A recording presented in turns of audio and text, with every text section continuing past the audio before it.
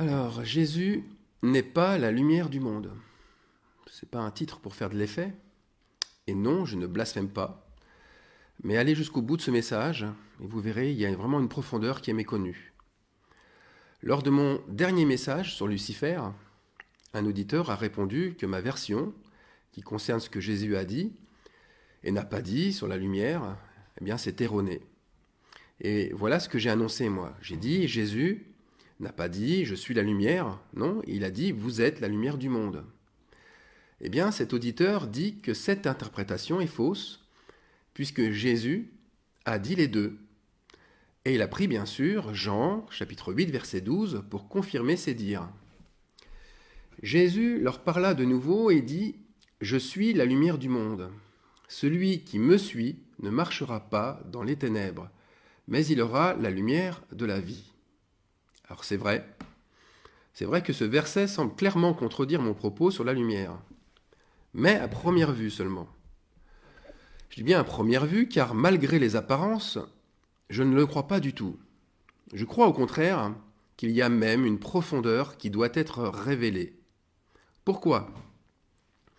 Tout d'abord parce que là aussi, comme toujours, le contexte. Le fameux contexte est à prendre en considération. Et le contexte est le suivant. Jésus vient au préalable de délivrer d'une lapidation certaine une femme surprise en délit d'adultère. Et la position des pharisiens est très rusée. Les pharisiens posent une question à Jésus sur la loi de Moïse, mais pas dans l'intention de se remettre en cause eux, pas du tout. Dans une intention très très différente. Et on lit au verset 6 la chose suivante. Il disait cela pour l'éprouver afin de pouvoir l'accuser. Alors cette intention est essentielle pour bien comprendre la suite des relations entre les accusateurs de Jésus et Jésus lui-même. Souvenons-nous que Jésus dit à ses disciples d'être prudents comme des serpents et simples comme des colombes. Et là, dans cette situation, c'est ce qu'il montre. Jésus nous montre une prudence mêlée de sagesse et de simplicité. À quoi le voyons-nous ? Toujours au verset 12, que j'ai lu en premier, car Jésus dit « Je suis la lumière du monde ». Jésus savait très bien que par cette affirmation brute, il allait déclencher une réaction immédiate des pharisiens. Ne l'oublions pas, il est assis dans le temple. Là, je précise, il n'est pas debout, et ce détail n'est pas un détail. Donc, il est assis dans le temple et il enseigne. Et il fait lui aussi cette révélation, quand il dit « Je suis la lumière du monde », il fait cette révélation pour les éprouver, mais pas pour les accuser, mais au contraire, afin qu'eux l'accusent. Alors cela n'a pas manqué, bien sûr. Ils ont rétorqué aussitôt, ces pharisiens. Et au verset 13, on peut lire « Tu rends témoignage de toi-même, et ton témoignage n'est pas vrai. » Jésus n'avait pas tout dit en s'affirmant être la lumière du monde. Bien sûr que cela contredit la loi et que ce n'est pas juste de se proclamer ainsi. Et pourtant, curieusement, de cette manière, Jésus va rendre la justice. Jésus n'est pas la lumière du monde, c'est vrai, sauf s'il remplit certaines conditions. Or, la loi demande que toute affaire soit élucidée sur la déclaration d'un ou de plusieurs témoins. Deutéronome 19,15. Et Jésus les place en face de leur aveuglement. Il leur montre qu'ils n'ont vu qu'une personne en lui, alors qu'il n'est pas seul. Verset 18. Je rends témoignage de moi-même, et le Père qui m'a envoyé rend témoignage de moi. Les religieux légalistes se dévoilent par leur ignorance des choses célestes. Ils ne voient pas Jésus. Ils ne voient pas Jésus et son Père unis ensemble. Ils ne voient pas le oint, l'envoyé de Dieu. Ils voient l'homme, ils voient le fils du charpentier. Ils voient en lui ce qu'ils sont, c'est-à-dire des imposteurs. Ils jugent à ce moment-là à l'apparence. Verset 19. Vous ne connaissiez ni moi, ni mon Père. Vous ne connaissez ni moi, ni mon Père. Si vous me connaissiez, vous connaîtriez aussi mon Père. Donc, Jésus de Nazareth n'est pas la lumière. Il est la lumière avec son Père uniquement. Car tous deux réunis rendent témoignage que la lumière existe. Et si je juge, mon jugement est vrai, car je ne suis pas seul. Verset 16. Jean le Baptiste, nous lisons cela dans les premières lignes du premier chapitre de l'évangile de Jean, Jean le Baptiste ne portait aucune lumière. Il rendait témoignage à la lumière. On peut le lire, il n'était pas la lumière, mais il fut envoyé pour rendre témoignage à la lumière. Lorsque l'Esprit descendit sur Jésus, comme une colombe lors de son baptême d'eau, Jean et la voix du Père rendirent témoignage de la lumière. C'est encore bien l'Esprit qui descend sur une personne, associé au témoin d'une autre personne qui montre la lumière. Donc il faut être au moins deux pour rendre témoignage, et pour rendre témoignage que la lumière est en nous. Or, ces pharisiens montrent qu'ils sont des porteurs de lumière, car ils sont aveugles, en tout cas ils se jugent aveugles. Jésus le dit bien, vous jugez selon la chair. Sans l'esprit, ils sont tout seuls, et en cela leur jugement montre qu'ils sont des Lucifères. Alors Jésus n'est pas venu montrer sa lumière, mais celle de son Père, et à travers les œuvres qu'il fait en lui. C'est très différent. Et cela peut paraître au premier abord tatillon, tortueux, comme si on jouait sur les mots. Mais non, il y a vraiment une profondeur que les pharisiens n'ont pas saisie, eux qui, en s'autoproclamant inspirés et juges, eh bien ils portaient une fausse lumière. Jésus n'a pas menti. Il a donné simplement une explication succincte au départ, pour révéler les accusateurs des frères. Eux n'ont d'ailleurs pas compris ce que Jésus disait. Jésus cherchait-il à les convaincre? Pas du tout. Jésus voulait que lui et son Père éclairent leur aveuglement. Et aujourd'hui, est-ce que les choses ont changé? Eh bien, Jésus n'est plus là, c'est vrai, mais il est ressuscité. Et sa lumière se voit. Et elle se voit comment? Eh bien, en montrant encore les accusateurs, en montrant encore les imposteurs qui ne peuvent s'empêcher de juger. La lumière montre ceux qui ne connaissent pas le Père. Mais alors qui sont les vrais illuminés? Matthieu 5, 14. Vous êtes la lumière du monde. Une ville située sur une montagne ne peut être cachée. Jésus illustre son affirmation en prenant l'exemple d'une ville. Il aurait pu prendre celui d'une simple habitation, il aurait pu prendre l'exemple d'un temple, mais non, là il préfère la ville. Pourquoi? Pour montrer que les pierres vivantes sont là. Les pierres vivantes sont là où 2 ou 3 sont assemblées en son nom et qu'ils vivent en accord avec son Père au milieu d'eux. Et que la somme de toutes ces pierres vivantes, eh bien cette somme formera plus qu'un simple édifice, elle formera une ville entière. 1 Pierre 2, 4. Approchez-vous de lui, pierre vivante, rejetée par les hommes, mais choisie et précieuse devant Dieu. Et vous-même, comme des pierres vivantes, édifiez-vous pour former une maison spirituelle, un saint sacerdoce, afin d'offrir des victimes spirituelles agréables à Dieu par Jésus-Christ. Une maison spirituelle, c'est donc des pierres vivantes, rejetées par les hommes, et dont le sacrifice permet la lumière. Les maisons spirituelles formant cette ville, c'est donc le Père, les Fils et le Saint-Esprit unis ensemble. Alors il y a une chanson d'une comédie musicale que j'ai écoutée comme beaucoup de croyants je pense, et dont le refrain dit « La bonne nouvelle c'est lui, la bonne nouvelle c'est nous ». Et moi, à chaque fois que je reprenais le refrain, je le chantais autrement. Voilà ce qui me venait spontanément à l'esprit. La bonne nouvelle c'est lui, la bonne nouvelle c'est lui en nous. Jésus-Christ, le Saint-Esprit et le Père ensemble sont venus dire que la lumière était maintenant sur un peuple, que la lumière était maintenant sur une ville et non plus sur un seul fils.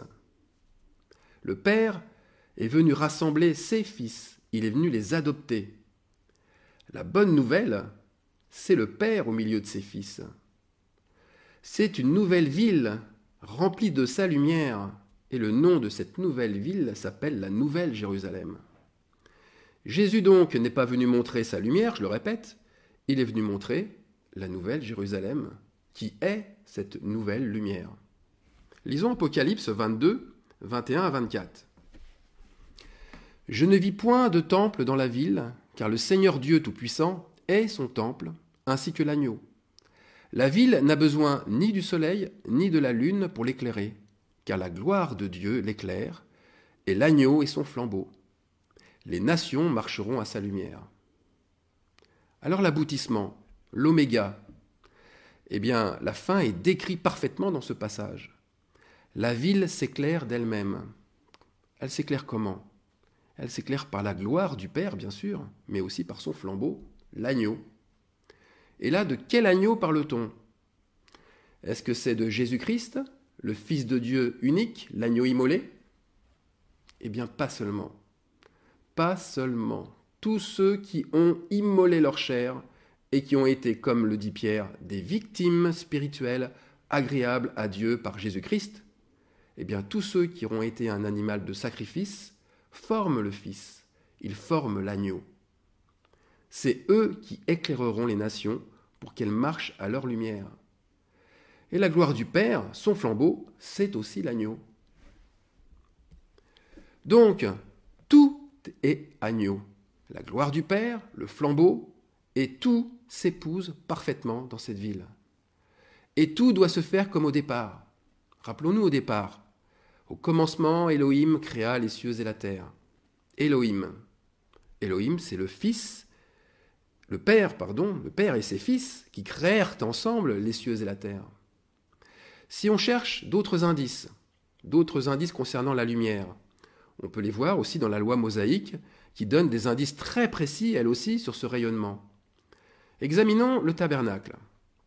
Le chandelier à 7 branches devait éclairer le lieu saint jour et nuit. Le chandelier, c'est le mot hébreu menorah qui contient la racine ner. Et ner signifie aussi bien feu que lumière. La menorah, donc le chandelier, serait donc un arbre de feu et de lumière. Le feu, c'est pas quelque chose d'anodin. Le feu sert à brûler dans le sens aussi de purifier, de nettoyer un endroit. Donc la lumière possède cette fonction purificatrice en dévoilant ce qui doit être brûlé. Et n'est-ce pas ce que Jésus faisait en dévoilant les accusateurs dans Jean 8? Ceci dit, la menorah n'était pas placée seule, dans un coin isolé, dans une pièce à part. Le chandelier éclairait une pièce. Mais où se trouvait-il exactement? S'y trouvait-il un pain plus gros que les autres, sur une table plus haute ou plus basse que l'arche de l'Alliance, faite en plus d'un bois bien différent? Eh bien non. Il y avait une table de la même hauteur que l'arche de l'Alliance, de la même consistance aussi, faisant référence à l'or et au bois d'acacia. Ce sont 2 matériaux propres du divin. Et les 12 mêmes pains de proposition qui étaient sur cette table royale, eh bien ils étaient exactement de la même manière, identiques et uniformes.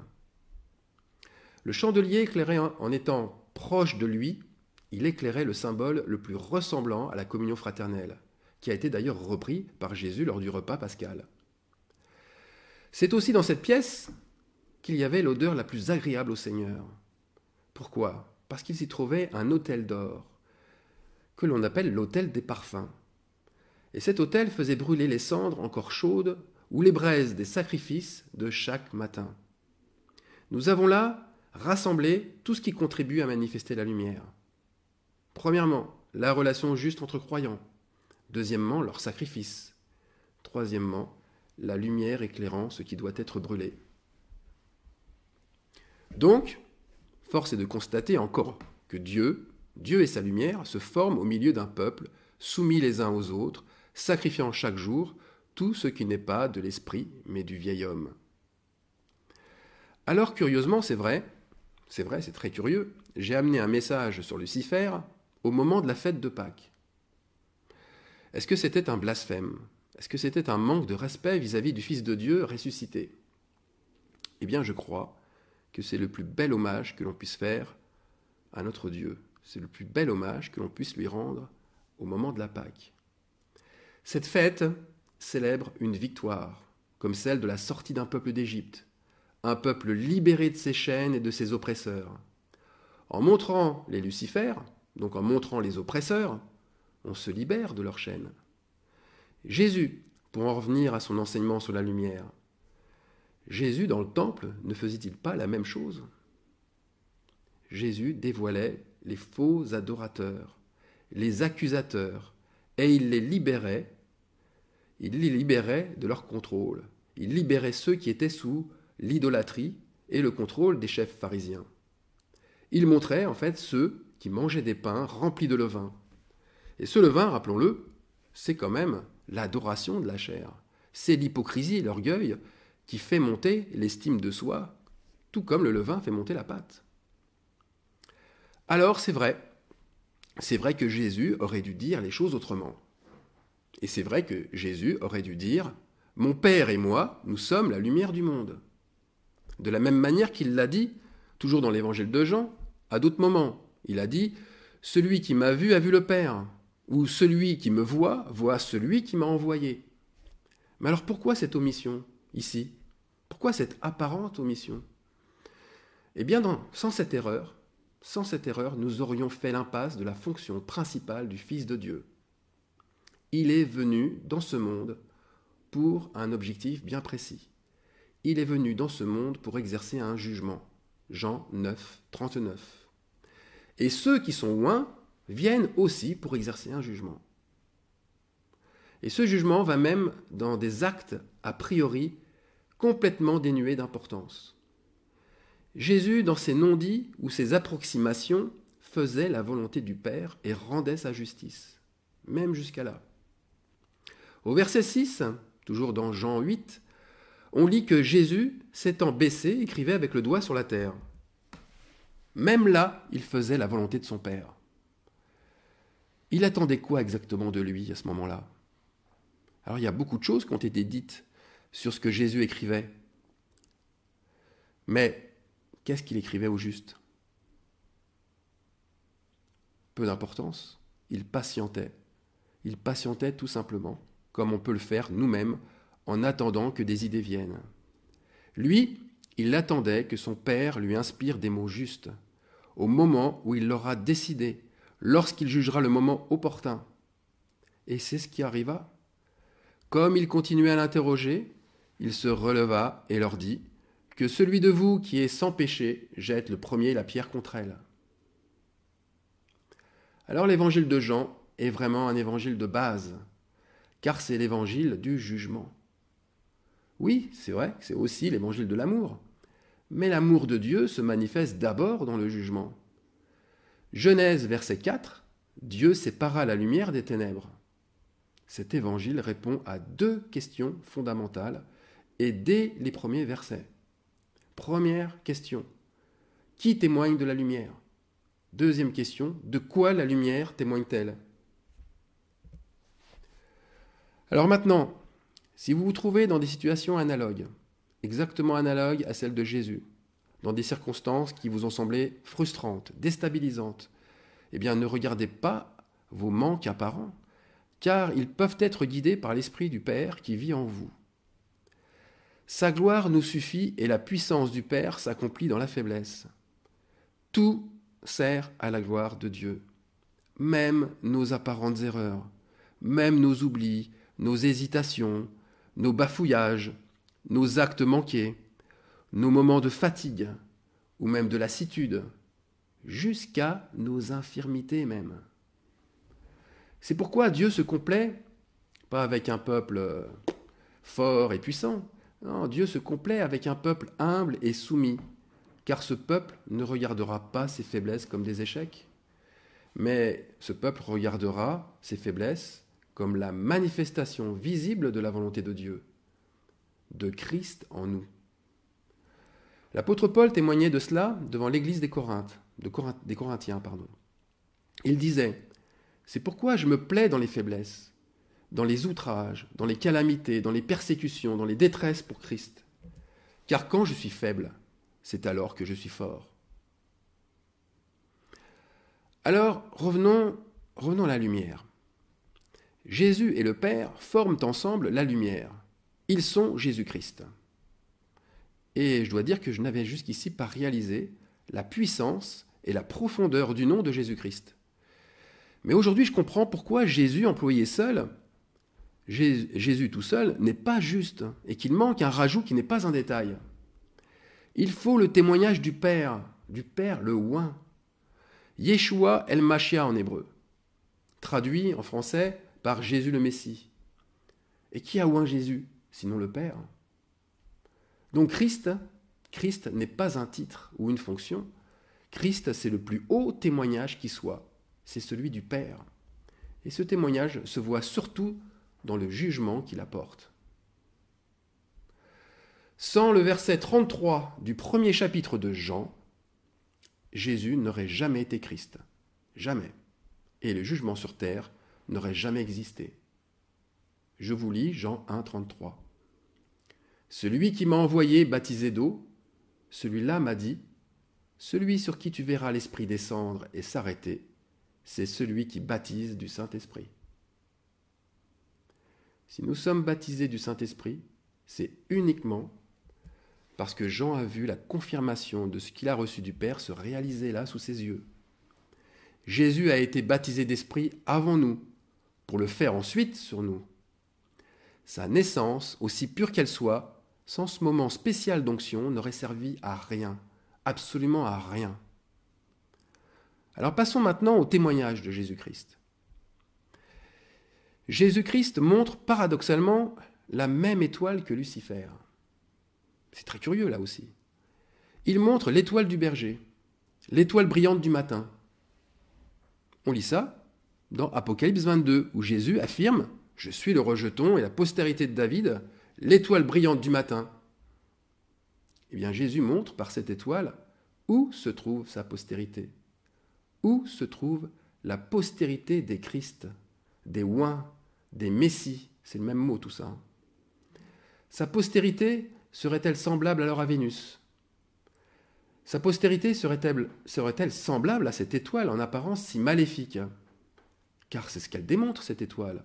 Aujourd'hui, dans toutes ses caractéristiques, c'est vraiment le caractère de Lucifer. On l'a vu dans le dernier message. Mais attention, attention toutefois. Jésus n'est-il pas le Dieu de la reconstruction? N'est-il pas le Dieu de la restauration, du relèvement, du rétablissement, et donc de la résurrection? N'a-t-il pas affirmé être la résurrection et la vie? Ce qui est mort, déchu en apparence, va renaître de ses cendres. Colossiens 1, 20. Jésus-Christ a voulu par lui réconcilier tout avec lui-même. Tant ce qui est sur la terre que ce qui est dans les cieux, en faisant la paix par lui, par le sang de sa croix. On vient de le lire, Vénus, comme l'homme, changera d'état. Dieu réconciliera avec lui aussi ce qui est dans les cieux. Les scientifiques ne s'expliquent pas d'ailleurs comment cette planète, Vénus, semblable à la Terre, soit devenue comme un brasier invivable, alors qu'elle était au départ un petit paradis. Apocalypse 2, 26. À celui qui vaincra et qui gardera jusqu'à la fin mes œuvres, je lui donnerai l'étoile du matin. Jésus-Christ nous dit d'abord clairement que celui qui persévérera aura une postérité comme la sienne. Ensuite, cette postérité, c'est Vénus, l'étoile du matin. Nous avons une bonne étoile. Et l'étoile du berger, celle qui brille le plus dans le ciel, elle doit aussi manifester à un moment sa vraie nature et joindre avec elle ceux qui sont de sa nature. Alors voilà, moi je prie que notre Seigneur exerce sur chacun d'entre nous son jugement, qu'il exerce sa lumière pour que nous brûlions ce qui n'est pas de sa nature. Enfin, je prie que son jugement se voit de plus en plus à travers l'onction du Père qui se manifeste sur ses élus et avec ses élus. Amen.